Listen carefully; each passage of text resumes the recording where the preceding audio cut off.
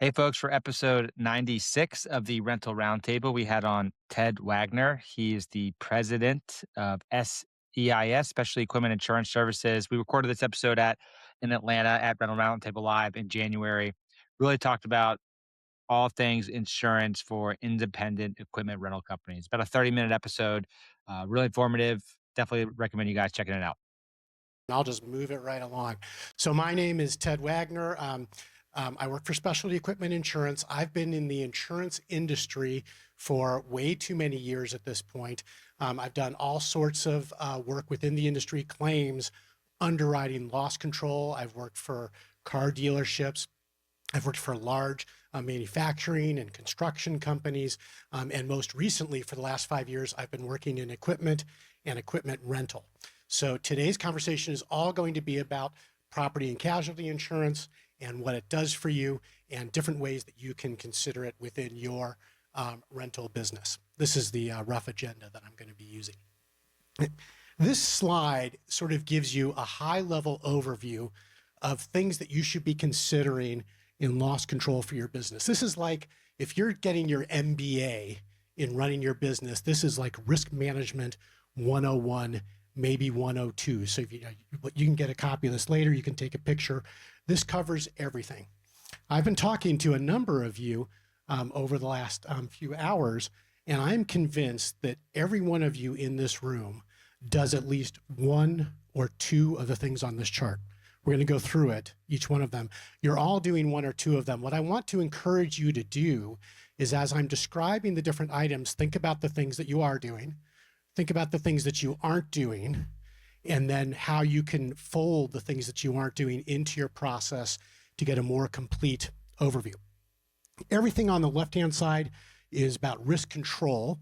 These are things that you do before you have the claim in order to reduce the exposure to your company. Everything on the right-hand side is financing. You know, you are going to have losses. You are going to have accidents happen. How do you finance them when that occurs? So starting in the upper left, and these two sort of go together, you've got risk control techniques. You can avoid exposure.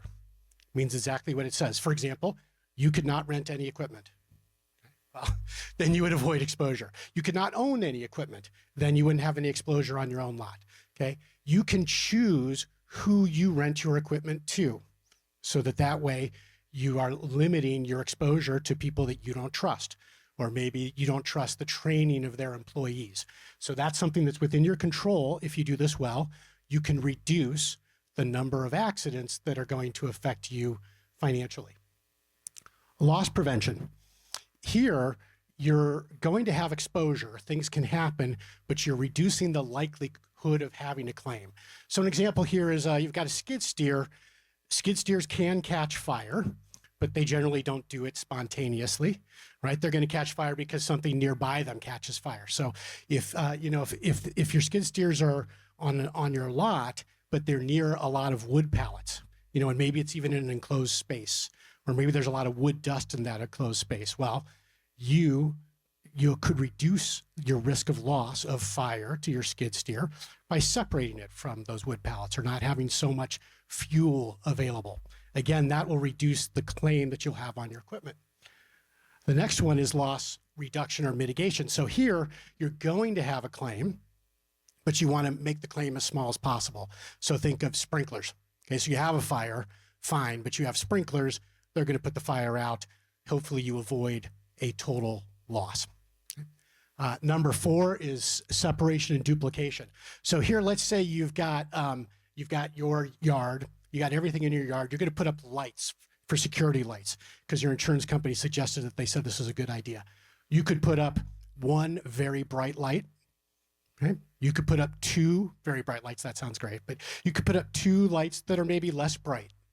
And if one of them burns out, the other one's still going to be working. That's separation, so that you've got 2 different things. Okay? Duplication is like redundancy. You could have one bright light, but you always keep a spare, light in the warehouse so that when the light goes out, you can replace it quickly. So you've got a quick backup. You don't have to wait until the next day to order a new light bulb. And then there's contractual transfer. So you can take your risk and transfer it to somebody else. Okay, and we'll get into that a little bit more over here. So these are all different ways to protect. On the left-hand side, we've got GPS tracking. We talked about that a little bit earlier today. Geofencing. Do you know where your equipment is? Is it staying in the area that your renters said they would keep it in? Site security, we just talked about. Telematics. That's going to be a big trend in the industry, knowing where your equipment is, what it's being used for, what sort of loads it's having, what sort of angles it's being used at. And then there's process measures, vetting your customer. Do they have good operators? Are they well trained? Are you doing scheduled maintenance? All that kind of stuff. So everything on this side of the screen is before you have the claim. Think about what you're doing today. Okay, I'm sure you're all doing some of these, but think about which ones you can review. On this side, we have the things that you do after you have a claim. Okay, someone's got to pay for it. You don't want to pay for it. Or if you do want to pay for it, you want to make sure that you collected money in order to do that. So you can retain the risk yourselves. If you have a claim, you can pay it out of your own cash flow. And a lot of you do this, and this can be a very effective strategy. You're renting the equipment out. You're taking in some money to cover the possibility that there might be an accident while the equipment is out. If you're got plenty of cash, you might stick that into a checking account somewhere and use that to pay for claims if and when they occur. And then if that account gets too big, you take the money out. So you can fund it out of cash flow. But earlier, when we were talking about the peer groups and trying to make your financials look good, paying for things out of income and cash flow that should not be there, they should be, reserved for, they should be paid for separately, can cause real trouble, especially if you get into an M&A world. You've got a skid steer, you rented it out, it got damaged, you collected the deductible from the guy, but you had to pay the difference, $80,000 expenditure, unexpected, no rentals coming from it. It's going to show up on your income statement. And then the questions are, well, you'll be like, hey, we were collecting money all along for this, but did you set the money aside? So that's cash flow. Reserves is if you do set the money aside. Good for you. You should account for it properly. If you have an accident and something gets damaged and you need to buy something new, you can use debt. Okay? You can put it on the company credit card. Okay? You can go take a loan. If you got to go buy a new piece of equipment, obviously you can take a loan to buy the piece of equipment. Maybe you owned the piece that got damaged, the new one you can take a loan. So that's an option.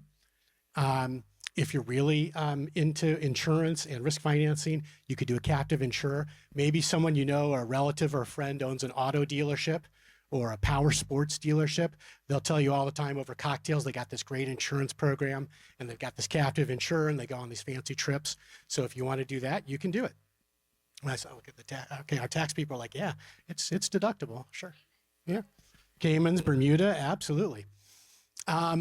And then, of course, you all buy commercial insurance, right? You all have an insurance agent. You've got a broker. Maybe you're in the ARA program, and you are buying insurance from them for your workers' compensation, your commercial auto, and you're insuring your equipment through them as well, right? And you insure it when it's on your lot. It may cover you when it's out on rent, but everybody buys insurance to try and finance these risks. Okay, so the first thing that you're doing when you're trying to manage your financial risk is you're asking your customers for a certificate of insurance or maybe insisting for it. So they are renting your equipment. They're going to be using your equipment, and it's perfectly fair to hold them responsible for what happens to the equipment while they are using it. Okay? And in order to make sure that they can follow good on their obligations to you to use the equipment properly and not damage it, you want to make sure that they have a good certificate of insurance. And you'll be checking the limits, make sure they have a high enough limit. Is it a real insurance company? Do they have a really high deductible? All the things to make sure that you will be protected for your equipment, which you own, when it is out on rent for somebody else. Rental damage waiver, that's the product that we do through the Quipli platform for Quipli customers. This basically covers the damage waiver from an insurance standpoint. So after you sell the damage waiver, you've taken in all the money. You take some of that money, instead of putting it in a checking account, you give it to your insurance company. And then your insurance company will buy the new skid steer if and when the time comes. And you don't have anything on your balance sheet. So that can be useful for some people. It wasn't me, I don't think. This is perfect because it gives me a chance to grab a drink of water. Oh, who remembers what the next thing was? Tell me and I'll talk about it. This is the test. You can sell damage. Okay, so maybe the one that many people in our industry do is they self-insure this risk. And there's nothing wrong with that. You take the money in, you pay out the claims, you know your customers, you trust your customers. Nothing wrong with that at all. But it does mean that there's a cash flow risk for you. There might be a balance sheet risk for you. There might be a customer interaction risk. Like, do you really want to go after your customer for an $80,000 skid steer and argue about who did it right or wrong? And there's also a risk to you in terms of who you're going to be getting the money from. If you're going after your customer to fix your skid steer, you're going to use your customer's insurance company. And they don't know you, you don't know them. So that's, when you self-insure and just trust your relationship with your customer, there's a lot of friction that can happen there. But it works great, and you can sock away a lot of cash doing it. Obviously, you can use your own commercial insurance, and I have a number of customers who do this. Their insurance is with Travelers. They've talked to their agent. The insurance company has said, hey, no problem. We will insure your equipment while it's in your yard, and we will insure it when it's out on rent. And it's okay. And but we're going to charge for it. It's going to be charged a little bit more because we don't know your renters. But there's nothing wrong with doing it that way. There are pros and cons, of course. Warranty is also an interesting topic. Most of what I'm talking about today is an accident that occurs. Equipment gets damaged. It falls off of a ramp. It falls down the side of a hill, gets struck by lightning in some sort of accident. But your equipment also breaks. Mechanics fail. Pieces of equipment fail just through regular use. And so as you're thinking about your risk management program for your equipment, I think rental operations can often think about warranty and buy extended warranties on your equipment. And then that way, when you have some sort of mechanical breakdown, if you're fixing it yourself, fine. But if you're taking it to an authorized dealer, if you have a warranty, it's going to go to the front of the line in their parts and service department, so you can get your uptime up running faster. And often those warranties are transferable, so that if you use the equipment and then sell it, it can go with it. So think about both the insurance component and then also the warranty. One quick comment on damage waivers, because I think somebody had brought that up. Damage waivers are not insurance. It's just really important. It's this educational session.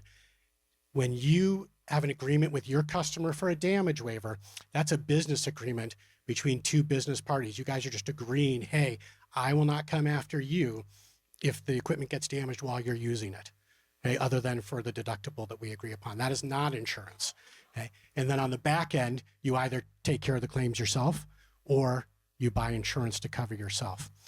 But there's a little bit of risk there, because these days we all talk about it like it's, and you think about it, when you go to Enterprise Rent-A-Car to rent a car, they say, do you want the insurance, with it? It's not insurance. They aren't licensed to sell insurance. Okay, so it's important that you're careful about that when you're doing your selling, and recognize that this is just an agreement between, today you have an agreement between you and your customer because you know them and you trust them. When you sell them a damage waiver, you're just formalizing that agreement a little bit more, collecting some money to make sure that you can make good on that part of the agreement when the time comes. Okay, here we go. All right, what works within an equipment provider, an equipment rental provider, to make this risk management program work? All the things on the prior page, things you want to think about, things you want to do. But I will say it starts with owners and executives. And I work with a number of industries. We work with rentals, we work with equipment dealers, we work with manufacturers. And I have to say, when I speak with you and your peers, you understand this risk and you can answer my questions. When I say, how do you take care of this? How do you take care of that? You all have an answer. Oh, we ask for certificates, or we insist on certificates of insurance. We sell damage waivers. We have insurance. We've talked to our insurance company. You guys know this because it's your equipment, you own it, and you're protecting it. And if it's down, your livelihood is at stake. Some of your peers in the equipment, in the dealer industry, in the OEM, whenever I talk to the CEOs or the executives, they're like, well, I've got a guy who's in charge of insurance. I'll let you go talk to them. So I think that for this group, saying that it starts at the top, I think you've already got this. But I'll reiterate it, that as you go through that previous page, starts with the owners and executives, and then everything else is just gravy on top. Next, you do an assessment and a plan. You go through that previous sheet. You go through all the things and say, what am I doing? What am I not doing? Does it work with our strategy? Do I want to do it? Do I not want to do it? You get your employees engaged around it. You know, at the point of rental, do your employees understand why it's important to add the damage waiver? Are you adding a damage waiver every single time? Don't prejudge which of your customers want to buy a damage waiver from you. Just because you've known them forever, and just because they have a great insurance company, the trend is going more towards companies buying damage waivers to separate the exposure from their normal insurance company. Look, if they rent an excavator from you and it falls down the side of a hill, the last thing they want to do is call their insurance company and say, hey, I rented somebody else's equipment. You know, I hope I told you about it. I may not have.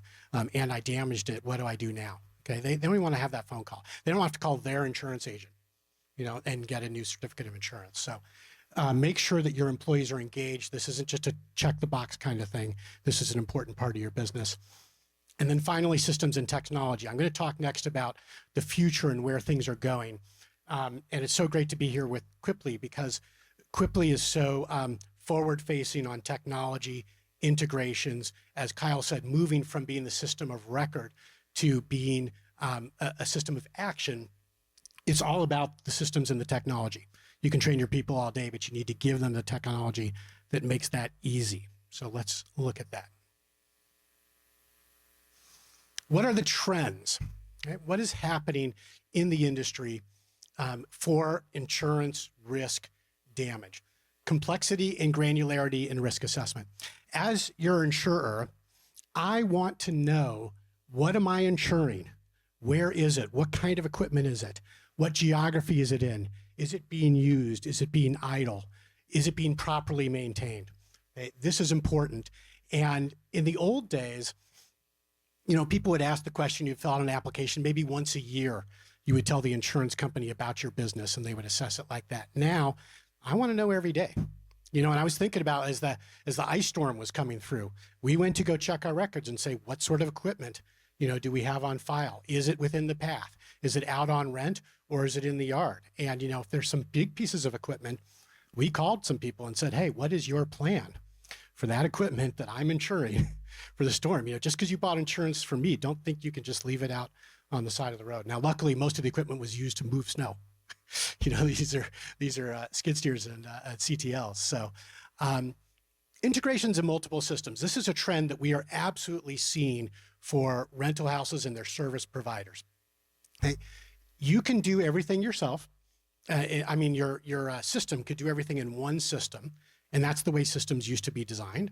Or you can have things spread out so that the experts in each system are designing their expert space in the system and then integrating to provide the best overall solution to the customer.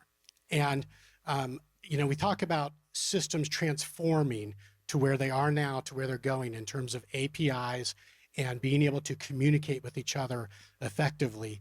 And you can really see it in the ecosystem and the network that Quipli is building here, that you're integrating, and this is just Quipli, others will do this over time.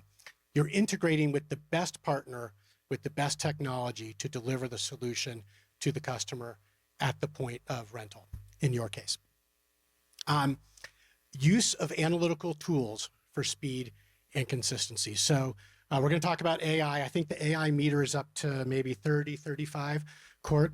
You know, I was thinking we should mark the AIs up on the wall, and then it occurred to me, well, that's just a waste of energy. You guys can take the recordings after the sessions, you'll feed it through the AI, and you'll ask it, how many times did AI came up? And we just went from 35 up to 38, didn't we? We are absolutely using AI in our business, and it is going to fold into every part of your business and your system. So in the insurance space, we're using AI to review claim pictures, you know, to run them through and see what kind of damage there is. Humans used to do this, and they were very good at it, but AI is better at it. And they can more quickly assess the damage coming from the pictures. How did the damage occur? What was the cause of the damage? We are also using AI to figure out the cause when a part fails. So if you have an engine, that blows, what was the reason that the engine blew? Now, normally you have a mechanic go in and tear it apart and find all the little parts and figure out which one failed first. And that works fine too. But we are finding that with AI, you can shortcut some of that. You can make a guess at what the causal part is. And maybe the mechanic doesn't have to check every part. They can go right to the one that is most suspect to validate it. We are also using artificial intelligence to review certificates of insurance. Okay, now I know you all collect certificates of insurance from your renters, for when they want to use them to cover their insurance. But these are insurance documents. They can be complicated. And right now you've got someone who's at your location looking at these, trying to say, gee, is this insurance good enough to protect, if they're protecting a lawnmower, maybe it's not a big deal. But if you're protecting an excavator, you probably want someone who's a little more expert. Now, you can run every one of these by your insurance agent, or you can pay for a service to do this. But we think that in the future, AI can help with this a lot. It can look for really basic things like, well, are these real insurance companies or are they fake insurance companies? We're also finding that a lot of things that we call AI are really just automation. And this gets to what Kyle was saying earlier. I'm sorry, it was Court who was saying earlier that if you've got good processes and flows now, and you apply either automation or AI to it, you're going to have more accuracy and it's going to be more efficient. If you don't really know what you do now, you just say, well, somebody looks at it and they decide if it's okay. You can apply AI to that as well, but it is not going to work as well. And some of this is automation. The AI looks at the certificate and it identifies the name of the insurance company. And then it goes out and does a web search, using, just normal AI tools, and says, what is the rating for that insurance company? Are they a highly rated insurance company or not? That's mostly, the AI part is reading the form, but the rest of it is automation. So this is definitely going to come to the insurance and risk parts of your portfolio. Outsourcing for expertise and cost, that is well worth it. You hire a lawyer to do your legal work. You should probably you do hire an insurance expert to help you buy your insurance. You don't go online and buy it direct generally. You have an insurance agent. You should probably do the same thing with your rental stuff and risk management insurance information systems. This is just more integrations with your rental partner. The drivers are pretty much the same as we just discussed. I think I've got, give you like five minutes, a little bit over. Okay, best practices for insurance. Make it a priority. Okay? I know it is not your number. I was listening to all the sessions this morning. Insurance, risk management did not come up. Okay, a lot of things came up. It didn't come up. That's okay. I don't take it personally. It's all right. But don't think that just because you're doing it the way you've always done it, that it's still going to work. Make it a priority. Follow these processes through. Engage expertise. Talk to people like Quipli. Talk to people like me. Talk to your own insurance broker who is going to have a knowledge of these things too, and make sure you're relying on them. Embrace innovation. I think you're going to be hearing about this all day today. Think about Kodak. Okay? Kodak isn't here anymore. I had family actually who lived in upstate New York, which is where Kodak was centered, and they worked there for generations. And when it went away, it was terrible for them. So it's sad that we don't have Kodak anymore, but we still take pictures. And we take more pictures than we've ever taken before in our lives, right? Okay? We don't have Blackberries anymore, but we still get emails on our phone. Okay? The rental industry is at the very early stages of that.